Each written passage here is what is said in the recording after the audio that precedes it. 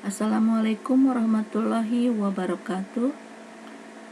Bertemu lagi dengan Ibu pada materi kali ini, yaitu masih tentang puisi. Materi kali ini akan Ibu bahas mengenai struktur fisik dan struktur batin puisi, untuk menambah wawasan kalian sebagai siswa kelas 4 Sekolah Dasar SD Plus Nurul Aulia. Baiklah, untuk materi pertama yaitu unsur fisik. Struktur fisik puisi adalah unsur pembangun puisi yang bersifat fisik atau nampak dalam bentuk susunan kata-katanya. Struktur fisik puisi terdiri dari beberapa macam, yaitu yang pertama tipografi, kemudian diksi, lalu imaji, ada juga kata konkret, lalu bahasa figuratif dan verifikasi. Nah, untuk struktur fisik puisi akan Ibu bahas berikut pada slide selanjutnya. Yang pertama, unsur fisik puisi adalah tipografi, atau perwajahan puisi. Tipografi adalah bentuk puisi seperti halaman yang tidak dipenuhi kata-kata, tepi kanan dan kiri, pengaturan barisnya, hingga baris puisi yang tidak selalu dimulai dengan huruf kapital dan diakhiri dengan tanda titik. Hal-hal tersebut sangat menentukan pemaknaan terhadap puisi. Yang kedua, struktur fisik puisi adalah diksi. Diksi adalah pemilihan kata-kata yang dilakukan oleh penyair dalam puisinya. Karena puisi adalah bentuk karya sastra yang sedikit kata-kata dapat mengungkapkan banyak hal, maka kata-katanya harus dipilih secermat mungkin. Pemilihan kata-kata dalam puisi erat kaitannya dengan makna, keselarasan bunyi, dan urutan kata. Struktur fisik puisi lainnya adalah imaji. Imaji adalah kata atau susunan kata-kata yang dapat mengungkapkan pengalaman indrawi.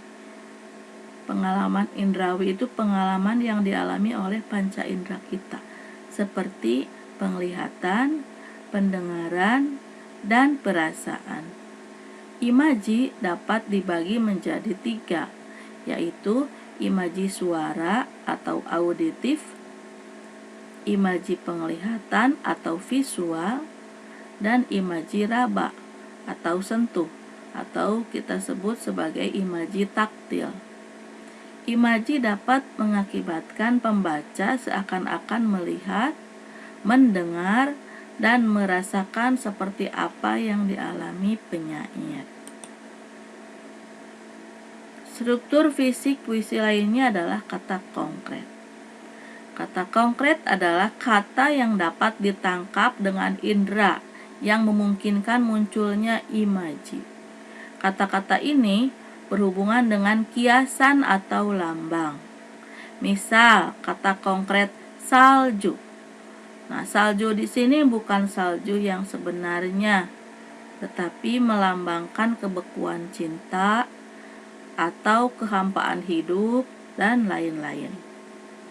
Sedangkan kata konkret rawa-rawa di sini melambangkan tempat kotor, tempat hidup, bumi, kehidupan, dan lain-lain. Jadi bukan berarti kata rawa yang sebenarnya, ya. Selanjutnya, struktur fisik puisi yang lainnya adalah bahasa figuratif. Bahasa figuratif adalah bahasa berkias yang dapat menghidupkan atau meningkatkan efek dan menimbulkan konotasi tertentu.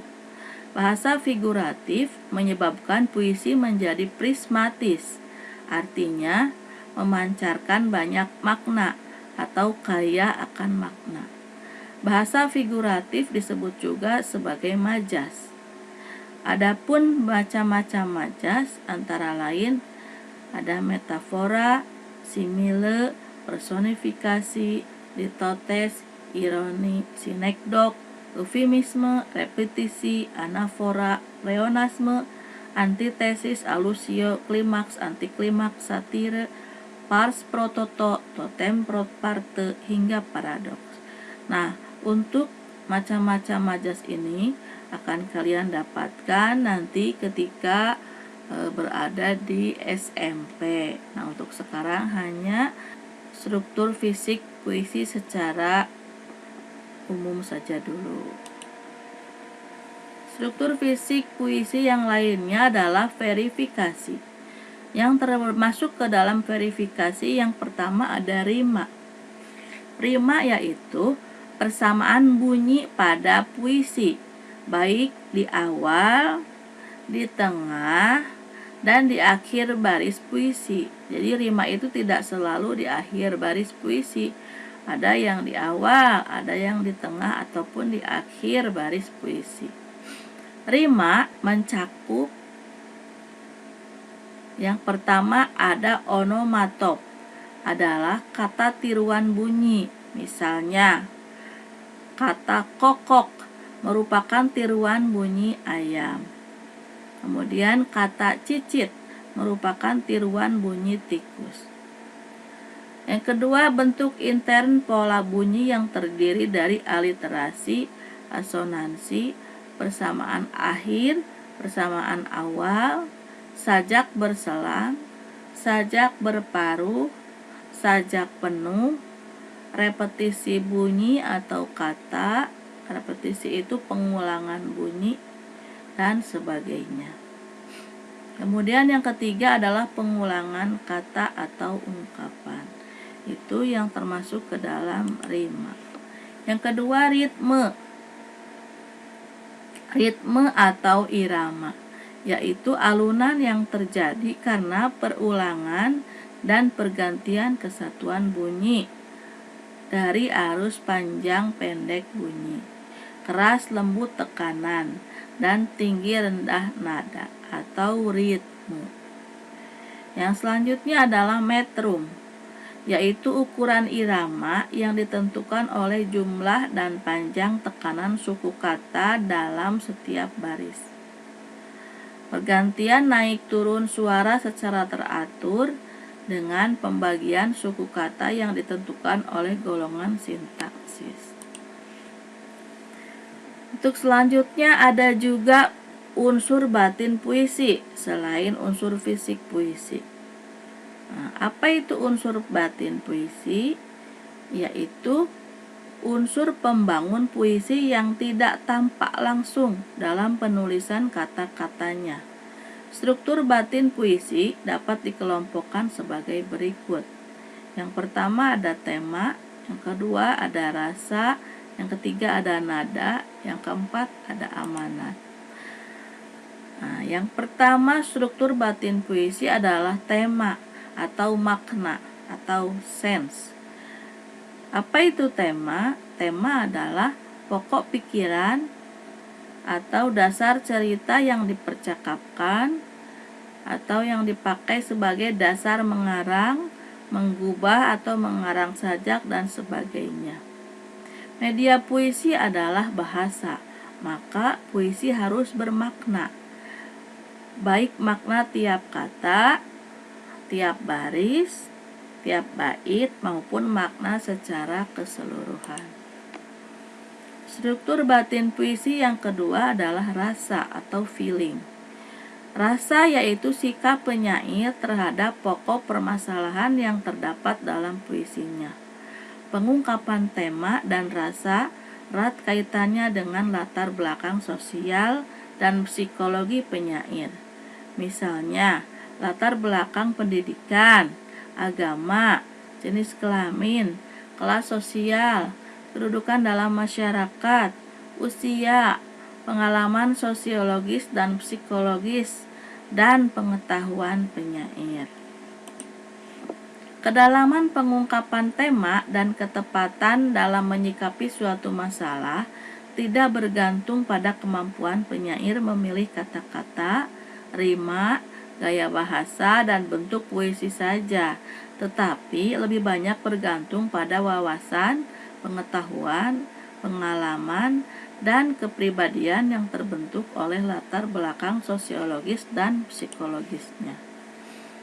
Struktur batin puisi selanjutnya adalah nada atau tone. Nada yaitu sikap penyair terhadap pembacanya.